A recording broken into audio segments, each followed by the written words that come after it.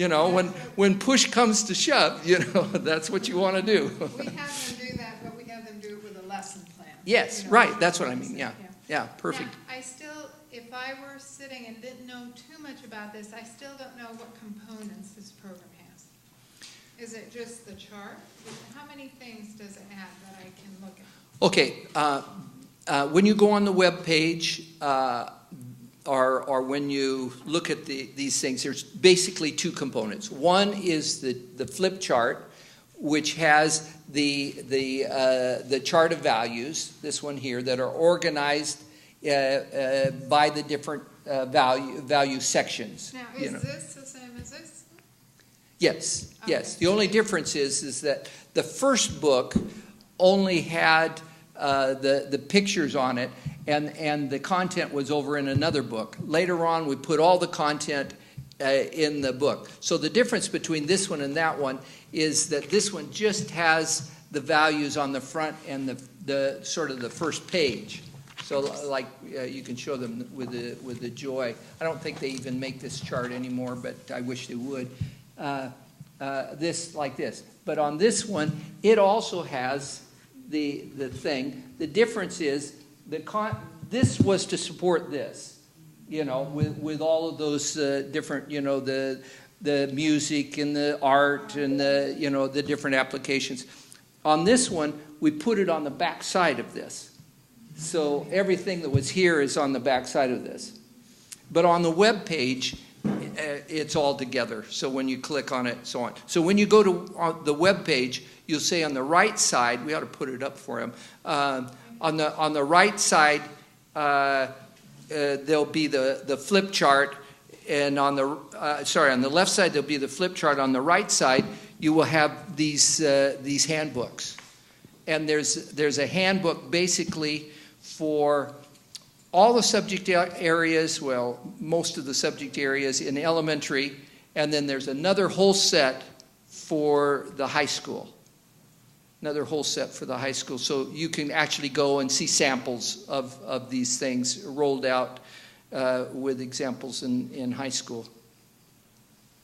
So you have basically two components? Those are the two components, yes. It is the handbook, which one of the subjects in the handbook is rebirth, when you want to look for a value and talk about a value.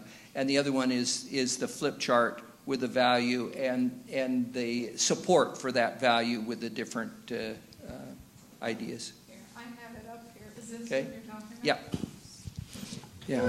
Is it? Can we project it? Yes, I'm going to project it. If you want to hold it here, so All right. you can Thank play you. with it. Are we plugged in here? Oh, it's on. So why is it not going on? Well, it's, you know, you have to hold your mouth right. You should go on without any problem. Let me do this. Let me take it off and put it on again.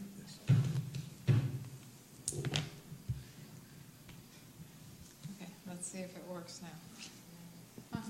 This, if you want to write it down, this is the www.ssd.org. It's on their syllabus. Okay. It's in All their right. syllabus now. /rebirth. So Yes. Arnold, why is this not This working? goes with the CD survey. We did make a CD, but I don't know if it's still available. Okay. So, okay. Well, feel free to duplicate that. Yeah. If you want to share it with other people, go ahead. But it's also online. Why is it not coming up though? I don't. I usually just plug it in and it comes up, but I don't know. Well, it probably is telling me it's time to sit down. What? Maybe that is a second monitor, just drag. You want to come and look at it? You know more about these things. I don't know mark anyways. You don't know, huh? I don't know how to grab from over there and move Grab it. this one from there. This the one? I have no idea. There you go. Other side. Why not? Okay, thank you. Okay. All right.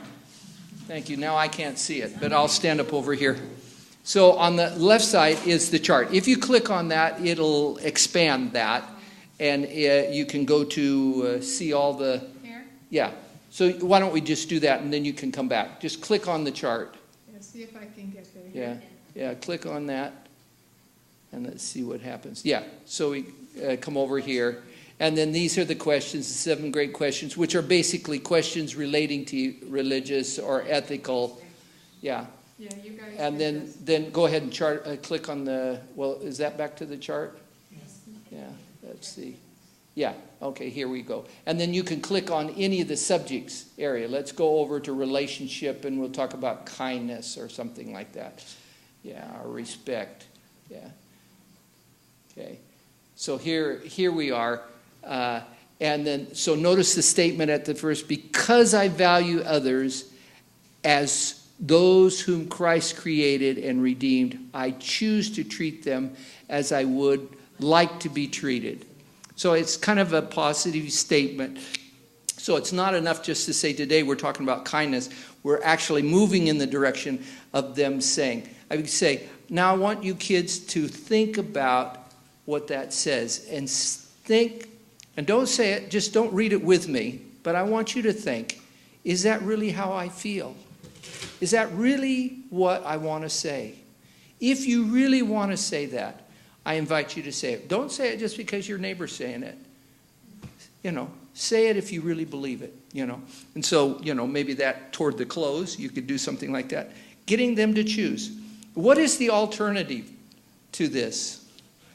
Selfishness? Bullying? We can talk about those things. And then notice the different things down here. You can click on definition and it'll give you a definition. Click on art and it'll give you art. Click on music, so on and so forth. And again, I'm sorry that there's so few illustrations for you to use. I wish that you could take it and add your own pictures and so on.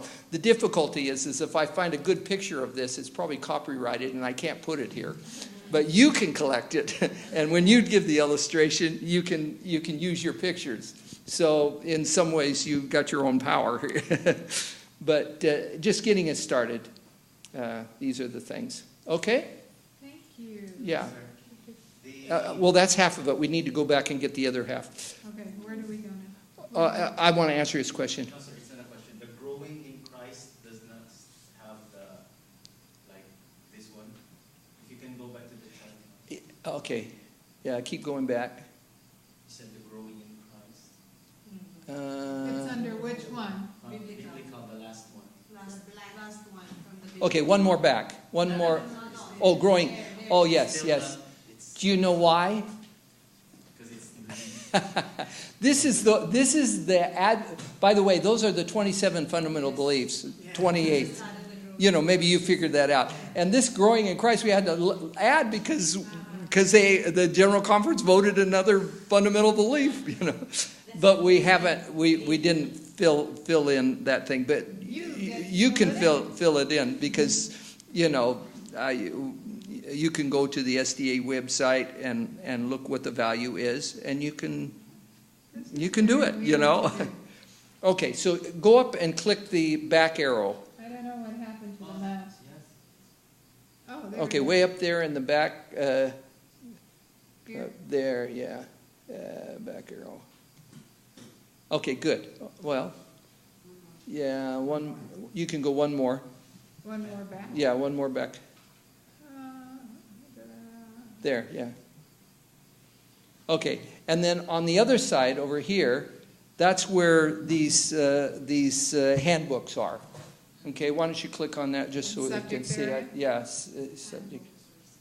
Yeah, handbook. So you can see the choices you have. If you're emphasizing elementary or one of these other things, you can click on that and look at those, or the high school ones there. And believe me, folks, please understand this is not the answer. This is a way to move you toward developing your own values. It's getting you started down the road. And again, you can see here, when you're making your course outline, you can do philosophy or rationale, you can do spiritual atmosphere, you can do mission to the church, Christian contribution, rebirth, Adventist context. We didn't talk about links to the so here, basically, this is what's inside for that Adventist content. You can read the questions, identify giving Adventist perspectives, issues. And, these give you ideas. Go back one. Miss Jed. Well, Yeah, way up in the corner and the oh, you mean here? way up there. Click back. Yeah. And then links to topics. There's an illustration links, Yeah. and then resources. Those are all the 8 different suggestions. And I would like you to add 9 and 10 in your own, things, because when you go about doing that, when you go about developing your own approach, then you can. This is your pocket of solutions. When I want to do integration of faith, which one shall I do? Or how shall I go about doing that? These will give you cues, and there's many more from this. These will give you cues about how you can set about to integrate your faith, and they just get you started down the road.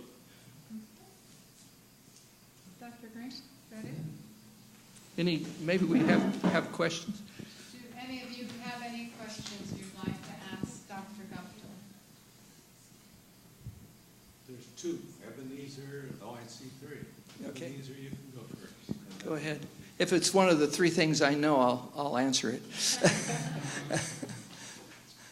is a good presentation, but in my country we don't have many Seventh-day Adventist teachers in our Seventh-day Adventist schools. In my country, Ghana, I would say just 1% are Seventh-day Adventists.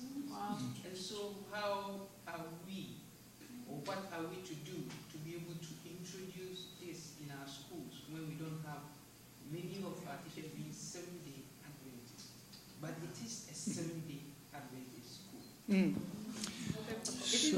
Basically, it is because we don't pay well, and so they don't come. But we have many Seventh-day Adventist teachers. So what can we do to resolve this situation? Yeah, that's a big question. It's not directly related to integration, faith, and learning, but maybe I can tie it. I struggled with that same thing. And I prepared a couple books that you can get at SSD. I think they're still available. That really talk about what makes Adventist education. What is the name of those things? They have the black cover, with the orange thing. Teaching the Adventist Way, I think it was. Teaching the Adventist Way, book 1 and 2. And there's other very good books. But part of the reason I put those things together was because I thought, it would be good for our Adventist people, Adventist teachers, to think about, what is the Adventistness of my teaching? What are the core things of my Adventist teaching? And then there's a second section, so on, that really basically goes through some of the fundamentals that deal with Adventists, that deal with integration of faith and learning. It talks about, would Jesus give an F, and talk about, grading and so on. And most of these were taken from the Journal of Adventist Education. Yeah, and they were drawn from the best of the articles on that. So I think that saying to the non-Adventist teachers, look, you're coming here to teach in Adventist school. I know you're not an Adventist, and we don't expect you to be an Adventist, although we wish you were. But if you're going to teach in this environment, you need to at least understand where we're coming from, so that you can be consistent with it and so on. Would like to have you read this, or like to have you go through this. And we, from time to time, will talk about it and answer questions about it. But I want you to read it, because this will help you understand what the mission of this institution is, and where we are going, and what we want to accomplish. I think that would be a first step. And then in terms of integration of faith and learning, I would do it on the simplest level and say, when you talk about this subject, read this Bible text or this quote from Ellen White. When you talk about this subject, help them, with simple connections that they can do it. If you drive them to the scriptures, that'll always help, So, encourage them to make some kind of connection there. Just say, the mission of this institution requires that we integrate faith. And if you want to be a teacher here, we need to look for a way to do that. This is the things to do it. People understand that, you know. If they go to work for IBM, there's certain things IBM people would expect them to do, or Google, or, you know, whatever it is. And so you can say, if you want to work for us, you know, this is a mission, this is who we are. If you want to work here, you know, you need to help engage in these kind of things. That's a poor substitute for Adventist teachers, I know, but it may be all we can do when we don't have the other option. I think my question is, why would you have a Seventh-day Adventist school and not have Seventh-day Adventist teachers? To me, those are opposite things. You Yes. can't put them together. I mean, why would you do that? The only reason I could think of that you would do it is because you're making money off of the school, but that's not a good reason for having a Seventh-day Adventist school. Maybe you can explain it to me. I would like to know. That's very interesting. Because where I've been, most of the time when we talk about issues like that, it's should we hire one who is not a Seventh-day Adventist, or two? And the stories that we know, and we've conducted some studies of schools where they have hired Seventh-day Adventists to teach, say, physical therapy, and they're not Adventists. Something happens to the atmosphere of the school. Yes. And so why would you want everybody like that? That just escapes me, why we would have the philosophy, the mission that we have, and then not hire the people that can deliver that.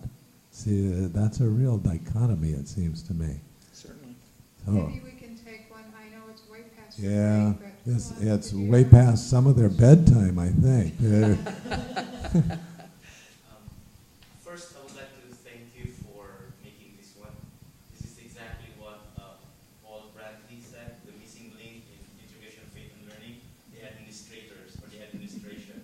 So, however, in one of your articles, in 1994, it was published in Journal of Advanced Education, Eleanor Locke, I think it was 1995, I don't know, executive in the education. She said that every classroom has this one. However, my question is, did we, or up to now, do we have training seminars on how to use this? Because honestly, we bought this one when I was teaching in a certain school. When we opened it, we didn't know how to use it. Like, what are we going to do? There's so many things. So, in my experience in teaching, whenever there is something new, we're engaged in a 3-day seminar, or even one day is not enough. Like first day and second day, and there's demonstration and all this stuff. But how about this one? I see that this is very important. If we have, where can we avail? And if we don't have, do we have any plans of like providing training to all teachers? Because honestly, sir, I'm a product of an Adventist institution, even if I wasn't an Adventist before. Elementary to college. However, this is still something new to me. Like you integrate. Because in grade 1, 2, 3, and 4, I was taught evolution was correct in an Adventist school. So, do we have these training seminars, or do we have plans of providing this kind of stuff? You're sitting in one. I mean, for all the teachers, like for local churches. you mean Well- not just a class you take at the university? Well, if I could respond, when we first came out with this, we had a training video. I think SSD still has it somewhere that was provided. We gave instruction and training to all the education directors and encouraged them to train the conferences and the people on down. But, you know, as in all things, you know, time moves on. Sometimes the people that got the training, you know, are in different jobs and so on, doing different things, and people, you know, are left with it without the training. And I'm not there anymore, so I don't have any line authority to do it unless somebody invites me, like today, to come and talk about it. In fact, if you want to know the truth, I had to beg SSD to keep this on their website so that people could see it, because they had erased it and just done away, and nobody noticed, nobody cared. And I went back and said, well, there's maybe somebody, that may want to see that sometime. Would you mind putting it back up for us? So, I mean, yeah, I don't know what to say.